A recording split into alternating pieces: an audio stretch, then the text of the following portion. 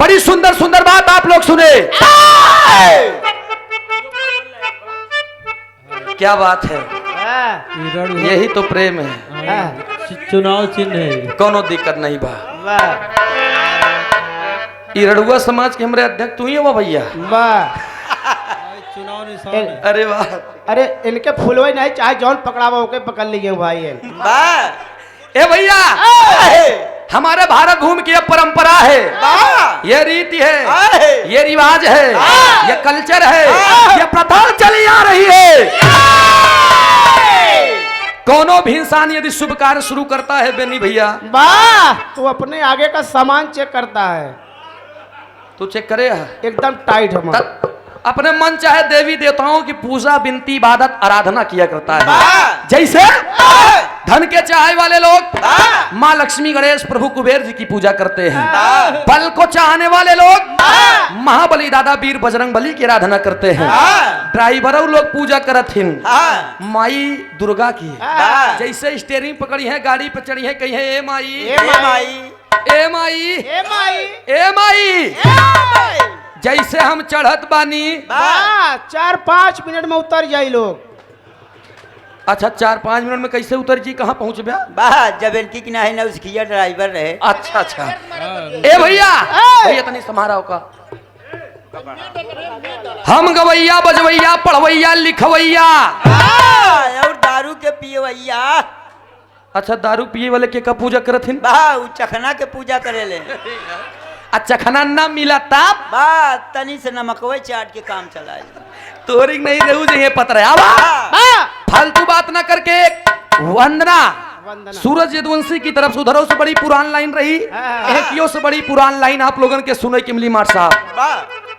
भैया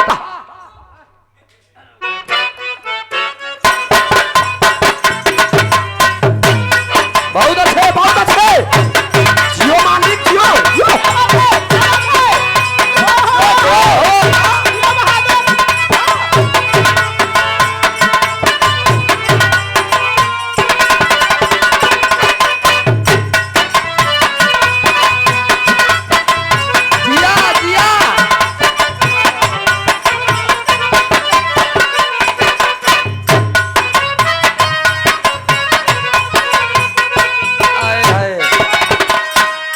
बड़ी सुंदर गीत के लाइन बा। ई गाना आजा बाबा हरन के जमाने की है। कोनो लड़की 17 साल के रही तब ही ओकर बियाह हुई है। अब दुल्हन दुल्हा वाला हाल ही न जिया नहीं, चली गई बेचारी। नहीं, जब ससुरे दुल्हा 3 दिन सही रहे, चौथे दिन मुंह हो गया हनुमान जी की नहीं। और जब मुंह फूल या 4 दिन मनाए जान के कि अभी बोली न घुमावा, अभी बोली ना। कल जाए के बताया जाए 9 बजे रात खाना वाना सजा खबसोरा सिंगार कही के जाए के अपने दुल्हा के सामने कहा भाई राजा ए का चाहिए। दुल्हा कंदर जब इतना कहीं सुना कल हम चली जाब तू कैसे मनब्या, तो का कैसे मनाई। दुल्हन अपने दुल्हा से मनावे के कारण पूछत बा कैसे।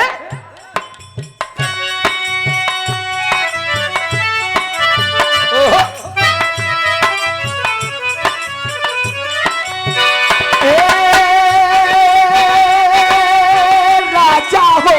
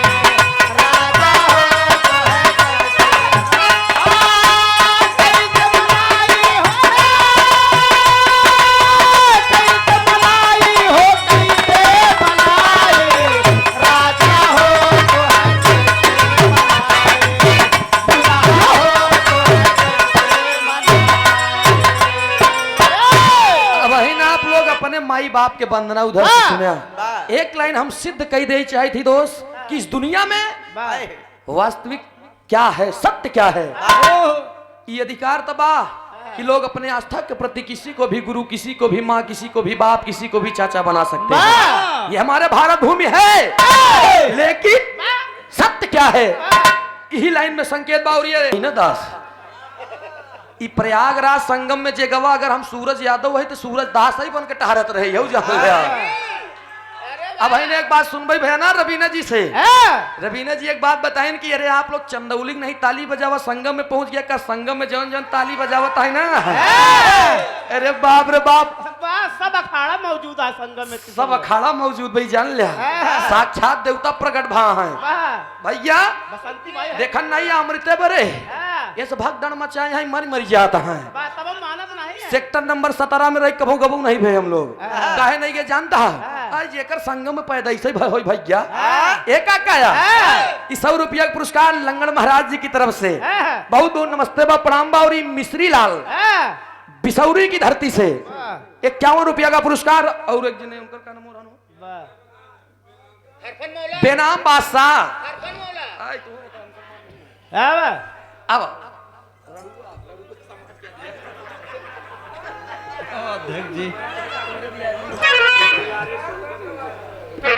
और ये आदरणीय आप सम्मानित से हमारे हृदय के गार्जियन सम्मानित श्री आप दुलारे सोनकर जी नई बाजार की धरती से सुंदर पंखुड़ियों से गुथा हुआ पुष्पों का हार 100 रुपया पुरस्कार इनाम चाहे जेकल लई आवत तो का जानब रड़ुआ समाज के अध्यक्ष है हम। ए भैया मोर भैया नंबर दे दिया, नंबर दे दिया, ढेर जने के हो सके नैया पार लगाई दिया। कुमार साहब यही भाव में कहना पड़ा कैसे। हाँ तोहरा जरूरत बा।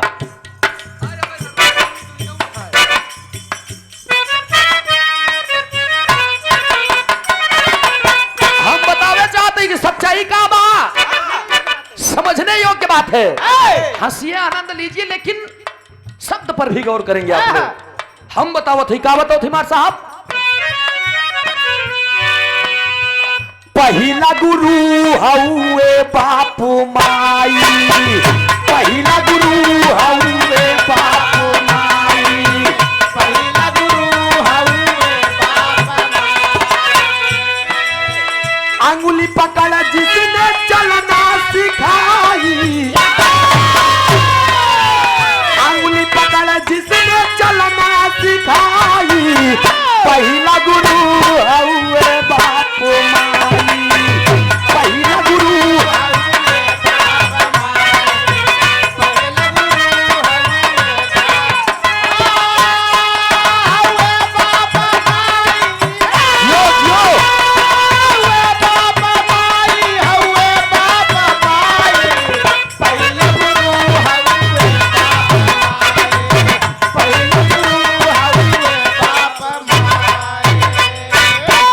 आदरणीय आप सम्मानित श्री बनवारी यादव नादे बाबा के शिष्य लंगड़ बाबा बनारस, जहाँ की मिट्टी पारस है उस धरती का नाम बनारस। बनारस इनमें कुछ मिलावे की जरूरत नहीं बना बा भैया। 100 रुपया के पुरस्कार सुंदर पंखुड़ियों से गुथा हुआ पुष्पों का हार। जितना दुनो गोड़ से मजबूत वाले मनई मेहनत नहीं कई पावत है उतना तो हमारे यहाँ पदरऊ के बहाई दे। इस क्षमता के लिए और इस जुनून के लिए एक जोरदार ताली बजावा आप लोग। जवन लाठी ले खुथुल देता है। अब रड़ुआ कंपनी देखा रड़ुआ कंपनी वाले आई भैया।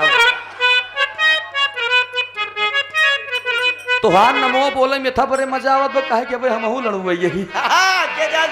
और ये आदरणीय आप सम्मानित श्री सम्राट सब्जी एवं फल मर्चेंट नवीन मंडी स्थल लीलापुर चंदौली आपके तरफ से प्रोपाइटर राम सिंह मौर्य जी बिक्की भैया 100 रुपया का पुरस्कार। बहुत बहुत नमस्ते बा, प्रणाम भाई। 100 से सभी सकल पंच के नमन बा। माँ चाहे तो दरिया को समंदर बना दे, अरे माँ चाहे तो दरिया को समंदर बना दे, छोटे से कलाकार को कलंदर बना दे। मेरे मैया में वो तासीर है यारो, जिसे चाहे उसे मुकद्दर का सिकंदर बना दे। दुनिया में ढेर लोग आए सब जानते हैं सत्य क्या है, लेकिन ओकरे बावजूदो अपने माई बाप के दुख दई के हाँ। अपने माई बाप के दुख दई के दूसरे बतावा आप चला जाबा बहन देवी देवता स्थान पे हाँ। देवता के मनावई हाँ। भगवान श्री शिव शंकर जी के गले में पड़ा हुआ जो सांप है सोचा मिट्टी का सांप है लेकिन ओका दूध पियो हलाला भोले बाबा पी ले ले ये भोले बाबा नाग देवता नाग देवता पी ले आ सही सही सांप दिखाई दे हेरबा मोटका बांस हाँ। आ एका थुथुर दावा हाँ। अब मारत मारत आंखी कुचुल डूबे कहूं ऐसा नहीं ससुर फोटो खींच ले हाँ। ऐसा ऐसा मनई हम भैया हाँ। जाबा गणेश जी लगे ओम जय मूसक देवा ओम जय मूसक देवा बतावा आ सही सही मूस घरे में निकलिए तो का दवाई दे देवे सारे बड़ा उपद्रव करे यहाँ बतावा और सभी सगल पंच की नमन बात कहे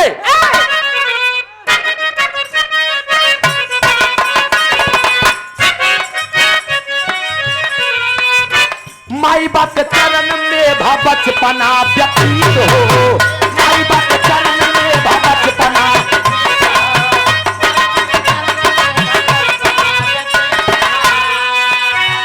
अच्छे बुरे का जिन्होंने दिया सीख है अच्छे बुरे का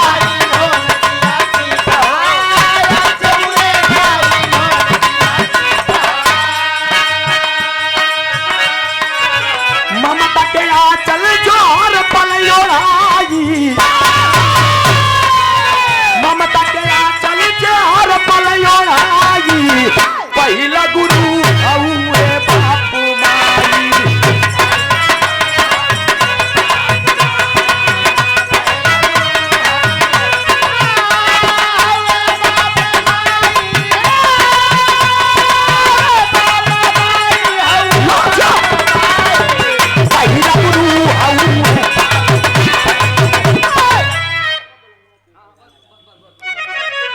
और यह सम्राट सब्जी एवं फल मर्चेंट नवीन मंडी स्थल लीलापुर चंदौली राम सिंह मौर्य जी की तरफ से ही 101 रुपया का पुरस्कार बहुत बहुत नमस्ते व प्रणाम बा ए भैया चाहे तो पूरे सरजमी को आप एक कोरा कागज का टुकड़ा मान लीजिए जमीन पे जितने भी वृक्ष हैं उनको आप कलम मान लीजिए समंदर के पानी को स्याही मान लीजिए फिर माई बाप के गाथा के लिखबाती धरती पेड़ पानी कम पड़ जाइए हम ज्यादा समय नहीं ले अब अगले हम लास्ट लाइन में लेके अपने परिवार अपने खानदान के परिचय बतावत बा जिस घर में माँ बाप हंसते हैं उसी घर में भगवान बसते हैं ध्यान दीजिएगा अगले हम लास्ट लाइन में कहना पड़ा कैसे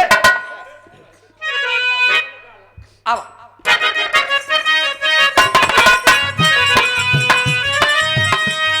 आर्य भूलू राम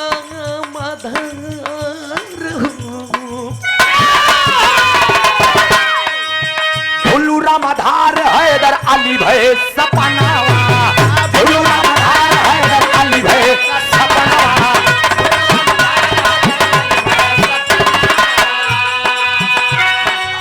गुरु राजा राम जी के पूजली हम चरण